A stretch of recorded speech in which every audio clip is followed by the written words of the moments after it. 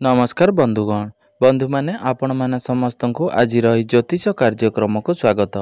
आज ज्योतिष कार्यक्रमटी बिछा राशि व्यक्ति विशेष मानक पई बहुत गुरुत्वपूर्ण अटे, बहुत ही खास अटे।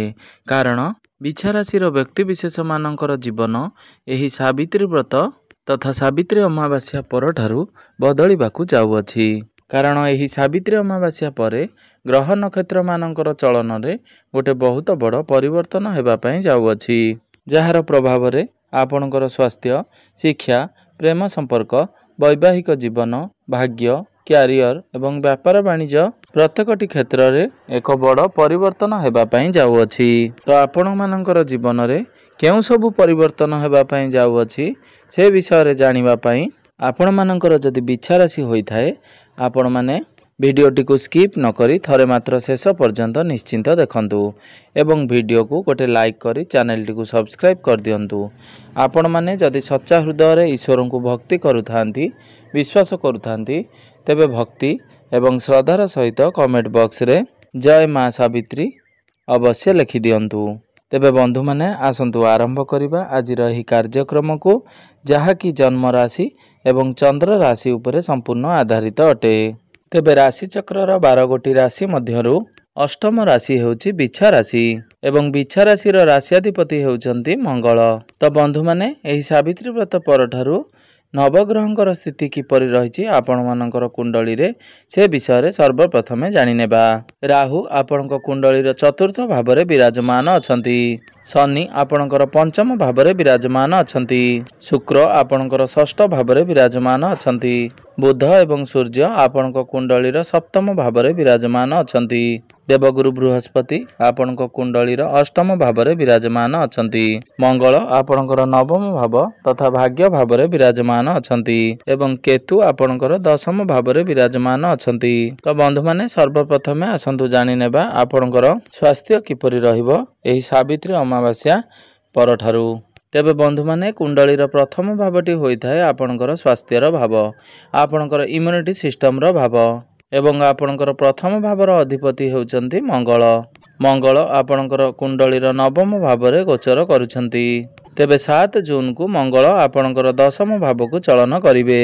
तेबे आपणकर पंचम भाव रे शनि विराजमान अछंती। आपणकर पंचम भावर अधिपति गुरु आपणकर अष्टम भाव रे विराजमान अछंती, अर्थात आपणकर पंचम भाव रे पापी ग्रह विराजमान अछंती एवं आपणकर पंचम भावर अधिपति खराब स्थिति रे विराजमान अछंती।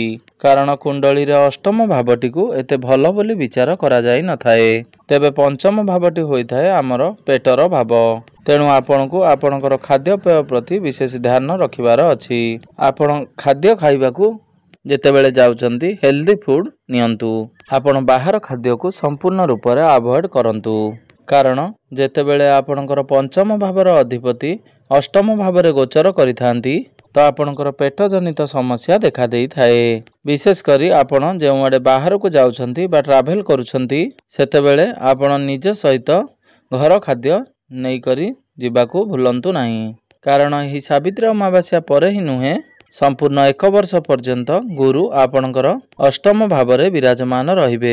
तेणु एही संपूर्ण 1 वर्ष पर्यंत आपणको आपणकर स्वास्थ्य प्रति विशेष ध्यान रखिबार अछि।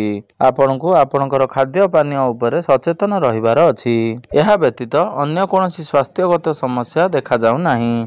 एबे आसंतु जानि नेबा आपणकर शिक्षा क्षेत्र किपरि रहिबो एही सावित्री अमावास्या परे। तो बंधु माने कुंडली पंचम भावटी होई थाए आपणकर शिक्षार भाव। तेबे पंचम भावर अधिपति हेउचंती देवगुरु बृहस्पति। तेबे गुरु आपणक कुंडली अष्टम भाव रे विराजमान अछंती एवं आपणकर पंचम भाव रे विराजमान अछंती शनि। तेबे बंधु माने आपणकर सेपरि किछि जदि आवश्यकता नाही वर्तमान तो आपण टोटल जून मासटी को आदौ स्किप कर दियंतु। आपण पाठ पढ़ा संबंधित कोनोसी निष्पत्ति किंबा कोनोसी फॉर्म फिलअप एडमिशन करबा को चाहउचंती तो आपण जदि जुलाई मासरे करंती ताहा आपणक पई फलप्रद हेबो। तेबे आपणको गोटिए कथार विशेष ध्यान रखिबार अछि तो आपण निजे ही निजर लक्ष्य निर्धारित करंतु। आपण निजर लक्ष्य पथरे अग्रसर हुंतु। आपण अन्य काहार कथारे पड़ी डिसीजन को चेंज करंतु नाही एवं जहा आपण थरे डिसीजन नै छंती ताकू ही आपण फोकस करंतु। ଆପଣ ବାରମ୍ବାର ଯଦି ଡିସିସନ୍ ଚେଞ୍ଜ କରିବେ ତାହେଲେ ସମସ୍ୟାରେ ପଡ଼ିପାରନ୍ତି। ଏବେ ଆସନ୍ତୁ ଜାଣିନେବା ଆପଣଙ୍କର ପ୍ରେମ ଜୀବନ କିପରି ରହିବ ଏହି ସାବିତ୍ରୀ ଅମାବାସ୍ୟା ପରଠାରୁ। ତ ବନ୍ଧୁମାନେ, କୁଣ୍ଡଳୀର ପଞ୍ଚମ ଭାବଟି ଶିକ୍ଷାର ଭାବ ହେବା ସହିତ ପଞ୍ଚମ ଭାବଟି ହୋଇଥାଏ ଆପଣଙ୍କର ପ୍ରେମ ଜୀବନର ଭାବ, ଆପଣଙ୍କର ସନ୍ତାନର ଭାବ। ତ ଆପଣଙ୍କର ପଞ୍ଚମ ଭାବର ଅଧିପତି ହେଉଛନ୍ତି ଦେବଗୁରୁ ବୃହସ୍ପତି। ଦେବଗୁରୁ ବୃହସ୍ପତି ଆପଣଙ୍କ କୁଣ୍ଡଳୀର ଅଷ୍ଟମ ଭାବରେ ବିରାଜମାନ ଅଛନ୍ତି ଏବଂ ଆପଣଙ୍କର ପଞ୍ଚମ ଭାବରେ ଶନି ବିରାଜମାନ ଅଛନ୍ତି ଏବଂ 7 ଜୁନ୍ ପରେ ମଙ୍ଗଳଙ୍କର ଦୃଷ୍ଟି ଆପଣଙ୍କର ପଞ୍ଚମ ଭାବ ଉପରକୁ ରହିବ। ତେବେ 7 ଜୁନ୍ ପରେ ଆପଣଙ୍କର ପ୍ରେମ ଜୀବନ ଟିକେ ଭଲ ରହିବ। ତେବେ ଆପଣଙ୍କୁ କିଛି ବିଶେଷ କଥା ପ୍ରତି ଧ୍ୟାନ ରଖିବାର ଅଛି। ଆପଣ ଯାହାଙ୍କ ସହିତ ଲଭ୍ ରିଲେସନରେ ଅଛନ୍ତି ସେ ଟିକେ ମୁଡି ସ୍ୱଭାବର ହୋଇପାରନ୍ତି। ତାଙ୍କ ଭିତରେ ଆପଣ ଟିକେ ଜିଦି ସ୍ୱଭାବ ଦେଖିପାରନ୍ତି। ତେବେ ଏସବୁକୁ ଆପଣଙ୍କୁ କଣ୍ଟ୍ରୋଲ କରିବାକୁ ପଡ଼ିବ ଏବଂ ଆପଣଙ୍କୁ ଆପଣଙ୍କର ବାଣୀ ଉପରେ ନିୟନ୍ତ୍ରଣ ରକ୍ଷା କରିବାକୁ ପଡ଼ିବ। କାରଣ ମଙ୍ଗଳ ଯେତେବେଳେ ଆପଣଙ୍କର ଦଶମ ଭାବକୁ ଯିବେ ତ ଦଶମ ଭାବରେ ରହି ଆପଣଙ୍କର ପ୍ରଥମ ଭାବକୁ ଦେଖିବେ, ଯାହା ଫଳରେ ଆପଣଙ୍କ ମଧ୍ୟରେ ଟିକେ କ୍ରୋଧ ସ୍ୱଭାବ ଦେଖାଦେବ ଏବଂ ଆଗ୍ରେସନ ମଧ୍ୟ ରହିବ। ବେଳେବେଳେ ଆପଣଙ୍କ ମଧ୍ୟରେ ଧୈର୍ଯ୍ୟ ହାନି ହୋଇପାରେ। ତ ଆପଣଙ୍କୁ ଏସବୁ କଥା ପ୍ରତି ବିଶେଷ ଧ୍ୟାନ ରଖିବାକୁ ହେବ। ଏବେ ଆସନ୍ତୁ ଜାଣିନେବା ଆପଣଙ୍କର ବୈବାହିକ ଜୀବନ କିପରି ରହିବ ଏହି ସାବିତ୍ରୀ ବ୍ରତ ପରଠାରୁ। ତ ବନ୍ଧୁମାନେ, କୁଣ୍ଡଳୀର ସପ୍ତମ ଭାବଟି ହୋଇଥାଏ ଆପଣଙ୍କର ବୈବାହିକ ଜୀବନର ଭାବ, ଆପଣଙ୍କର ଜୀବନ ସାଥୀଙ୍କର ଭାବ।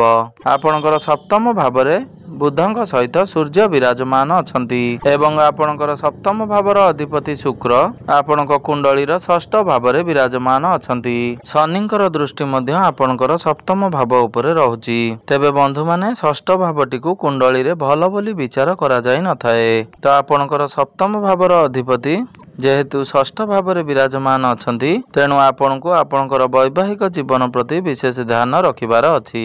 ବିଶେଷ କରି 14-15 ଜୁନ୍ ପର୍ଯ୍ୟନ୍ତ ଆପଣଙ୍କୁ ଆପଣଙ୍କର ବୈବାହିକ ଜୀବନ ପ୍ରତି ଅଧିକ ଧ୍ୟାନ ରଖିବାକୁ ପଡ଼ିବ।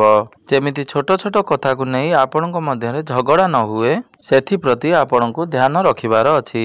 ବିଶେଷ କରି ଆପଣ କେଉଁଆଡ଼େ ଯାଉଛନ୍ତି କିମ୍ବା କୌଣସି କାର୍ଯ୍ୟର ଆପଣ ଆରମ୍ଭ କରୁଛନ୍ତି ସେତେବେଳେ ଆପଣଙ୍କ ମଧ୍ୟରେ ଝଗଡ଼ା ହେବାର ସମ୍ଭାବନା ଅଧିକ ରହୁଛି। ତେଣୁ ଏସବୁକୁ ଆପଣ ଧ୍ୟାନରେ ରଖିବା ଉଚିତ। ଏବେ ଆସନ୍ତୁ ଜାଣିନେବା ସବୁଠାରୁ ଗୁରୁତ୍ୱପୂର୍ଣ୍ଣ ବିଷୟବସ୍ତୁ ଆପଣଙ୍କର ଭାଗ୍ୟ, କ୍ୟାରିୟର ଏବଂ ବ୍ୟାପାର ବାଣିଜ୍ୟର ସ୍ଥିତି କିପରି ରହିଛି ଏହି ସାବିତ୍ରୀ ଅମାବାସ୍ୟା ପରଠାରୁ। ତ ବନ୍ଧୁମାନେ, କୁଣ୍ଡଳୀର ନବମ ଭାବଟି ହୋଇଥାଏ ଆପଣଙ୍କର ଭାଗ୍ୟର ଭାବ ଏବଂ ଦଶମ ଭାବଟି ହୋଇଥାଏ ଆପଣଙ୍କର କାର୍ଯ୍ୟକ୍ଷେତ୍ର ତଥା କ୍ୟାରିୟରର ଭାବ ଏବଂ ସପ୍ତମ ଭାବଟି ହୋଇଥାଏ ଆପଣଙ୍କର ବ୍ୟାପାର ବାଣିଜ୍ୟର ଭାବ। ତ ଆପଣଙ୍କର ନବମ ଭାବରେ ବିରାଜମାନ ଅଛନ୍ତି ମଙ୍ଗଳ। ଆପଣଙ୍କର ଭାଗ୍ୟ ଭାବର ଅଧିପତି ହେଉଛନ୍ତି ଚନ୍ଦ୍ରମା। ଚନ୍ଦ୍ରମା ଯିଏକି ପ୍ରତି 2 ଦିନରେ ଥରେ ନିଜର ରାଶି ପରିବର୍ତ୍ତନ କରିଥାନ୍ତି। ତେବେ ଭାଗ୍ୟ ଦୃଷ୍ଟିରୁ ଦେଖିବାକୁ ଗଲେ ଏହି ସାବିତ୍ରୀ ଅମାବାସ୍ୟା ପରର ସମୟ ଆପଣଙ୍କ ପାଇଁ ବହୁତ ଭଲ ରହିଛି। କାରଣ ମଙ୍ଗଳ ହେଉଛନ୍ତି ଆପଣଙ୍କ ରାଶିର ରାଶ୍ୟାଧିପତି ଏବଂ ରାଶିର ଅଧିପତି ହୋଇ ମଙ୍ଗଳ ଆପଣଙ୍କର ନବମ ଭାବରେ ବିରାଜମାନ ଅଛନ୍ତି ଏବଂ 7 ଜୁନ୍ ପରେ ମଙ୍ଗଳ ଆପଣଙ୍କର ଦଶମ ଭାବରେ ଗୋଚର କରିବେ। ଦଶମ ଭାବଟି ଅଧିକ ଶୁଭ ସ୍ଥାନ ଅଟେ, ଆପଣଙ୍କର କେନ୍ଦ୍ର ସ୍ଥାନ ଅଟେ। ତ ଭାଗ୍ୟ ଆପଣଙ୍କର ବହୁତ ଭଲ ରହିବ।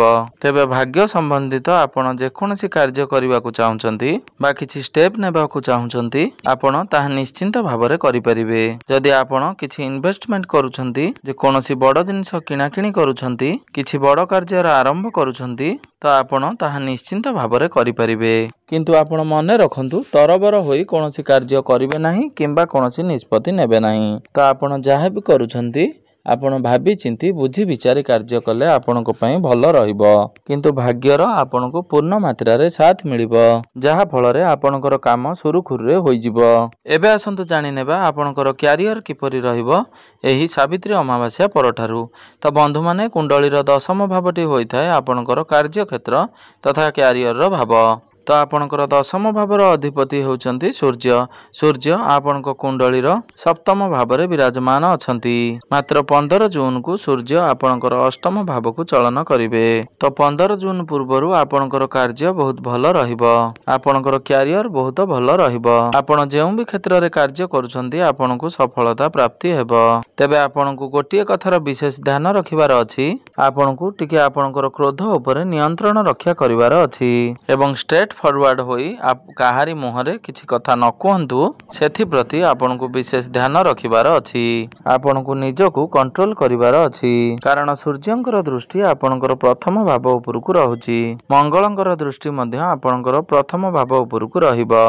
तेणु आपनकर क्रोध कारणरु आपण जदि हठात करी कोनोसी व्यक्तिर मुहरे किछि कहि दियंती तेबे आपण ही समस्या रे पड़िबे। तेणु आपण जेते पारिबे निजको शांत एवं कंट्रोल रे रहंतु। किंतु आपणकर कार्य क्षेत्र रे जदि कोनोसी टार्गेट बेसी काम को रहिछि तो टार्गेट आपणकर कंप्लीट हेबो। 15 जून परे आपणको आपणकर कार्य क्षेत्र रे टिके अधिक परिश्रम करिवा को पड़िबो किंबा आपण आपणकर काम कार्य को नै टिके अधिक ट्रैवल करि पारंती। किंतु आमे जदि व्यापार वाणिज्यर कथा हेबा तेबे ही सावित्री अमावास्या परर समय आपणकर व्यापार वाणिज्य पई बहुत ही खास रहिबो। किंतु लास्ट आडकू आपणक पई सबठारु भलो रहिबो। बिजनेस रे आपण टिके अप डाउन देखिबा को पाइबे। एबे आसंतु जानि नेबा किछि विशेष प्रतिकार विषय रे जे प्रतिकार गुडी को करिबा द्वारा आपणकर जे अशुभत्व गुडी को रहुछि से गुडी को खंडन होई आपणकु शुभ फल प्राप्ति हेबो एवं आपणकर भाग्य रे उन्नति हेबो।